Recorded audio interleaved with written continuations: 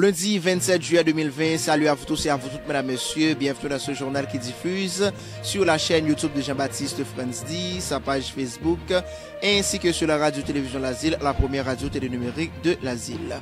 Pour la présentation du journal Jean-Baptiste Franz-D, votre présentateur.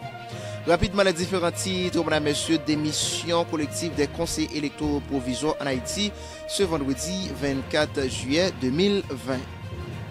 En réponse à la rareté d'essence constatée, le BMPAD annonce l'arrivée de 140 000 barils de gasoline. 2 employés du ministère du Tourisme en Haïti ont perdu la vie en milieu de journée ce samedi 25 juillet 2020 dans un terrible accident survenu à Pillon, une commune située dans le département du Nord. À l'échelle internationale, premier cas présumé de coronavirus en Corée du Nord ce dimanche 26 juillet 2020. États-Unis, pas de nouveaux visas pour les étudiants étrangers dont les cours sont 100% en ligne. Sur le plan culturel, Être noir au Canada de Fabienne Cola, financé par Netflix. Garcia Delva a battu les records en Haïti, concert en ligne avec plus de 52 000 vues. Le développement du journal, mesdames, messieurs, c'est dans ce instant.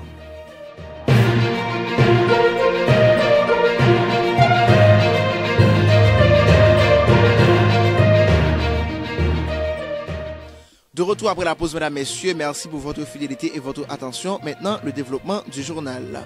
Démission collective des conseillers électoraux provisoires en Haïti ce vendredi 24 juillet 2020. Dans une correspondance adressée ce vendredi 24 juillet 2020 au président Jovenel Moïse, les 8 membres restants du conseil électoral provisoire dirigé par M. Léopold Berlanger ont présenté en bloc leur démission qui prendra effet immédiat ce lundi 27 juillet en cours. Dans la lettre ouverte, les ex-conseillers ont évoqué que le pays fait face à une grave crise politique et institutionnelle. Cette crise entraîne à la fois de lourdes conséquences au niveau économique, social et sécuritaire. Plus loin, les conseillers ont appelé le pouvoir en place, l'opposition et la société civile organisée à prioriser le dialogue en vue de trouver un consensus approprié pour la réalisation des prochaines joutes électorales éventuellement. Cet accord est une étape inévitable pour parvenir à solutionner la crise actuelle, ont-ils défendu. Un navire commercial arrive à son bord 140 000 barils de gasoline à accoster au terminal de Torlande ce vendredi 24 juillet 2020. C'est le directeur du bureau de monétisation des programmes d'aide au développement BMPAD qui a confirmé la nouvelle. Cette cargaison va être distribuée incessamment aux compagnies pétrolières en vue d'alimenter le marché, précise le directeur général Fils-Aimé Ignace Saint-Fleur. 2 employés du ministère du Tourisme en Haïti ont perdu la vie en milieu de journée ce samedi 25 juillet 2020 dans un terrible accident survenu à Pillon, une commune située dans le département du Nord. À l'échelle internationale, le premier cas présumé de coronavirus en Corée du Nord ce dimanche 26 juillet 2020. Un premier cas présumé de Covid-19 a été annoncé ce dimanche en Corée du Nord, qui affichait jusqu'ici son imperméabilité face à la pandémie qui ne cesse de progresser dans le monde. La personne soupçonnée d'être infectée est rentrée le 19 juillet après avoir franchi illégalement la ligne de démarcation avec la Corée du Sud. Selon KCNA, elle a été placée en quarantaine et toutes les personnes qui sont entrées en contact avec elle dans la ville frontalière de Kaesong placées en confinement total et font l'objet d'une enquête approfondie.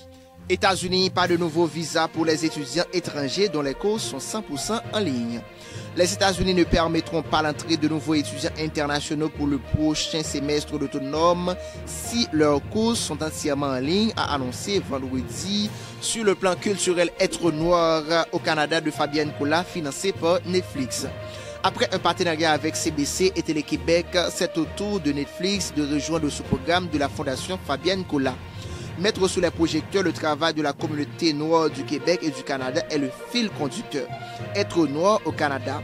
Ce programme axé sur la promotion de la diversité pourra désormais compter sur le soutien financier de Netflix Canada en collaboration avec la Banque nationale et le Fonds des médias du Canada.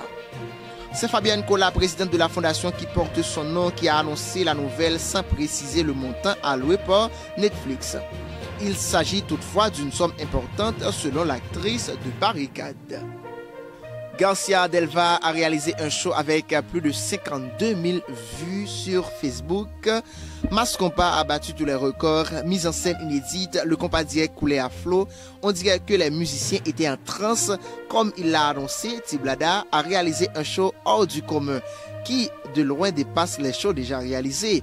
Une très belle mise en scène débute le spectacle de celui qu'on appelle Tongra, cloué sur une croix, quasi nu et couvrant son sexe de morceaux de tissu. Garcia Delva a voulu incarner Jésus. Le Jésus du compas direct, jalousé et condamné par ses détracteurs qui chantent en moué son Kwamapoté. Immédiatement après cette mise en scène, inspirée de la passion du Christ, on découvre un Garcia Delva vêtu de son costume 3 pièces rouge grenat qui fait revivre à ses fanatiques mobilisés pour ce show depuis plus d'une semaine ses anciens tubes. Donc c'était vraiment extraordinaire avec Mascompa. Ici la fin du journal, mesdames, messieurs. Merci de l'avoir suivi et à très bientôt pour une autre édition. Merci.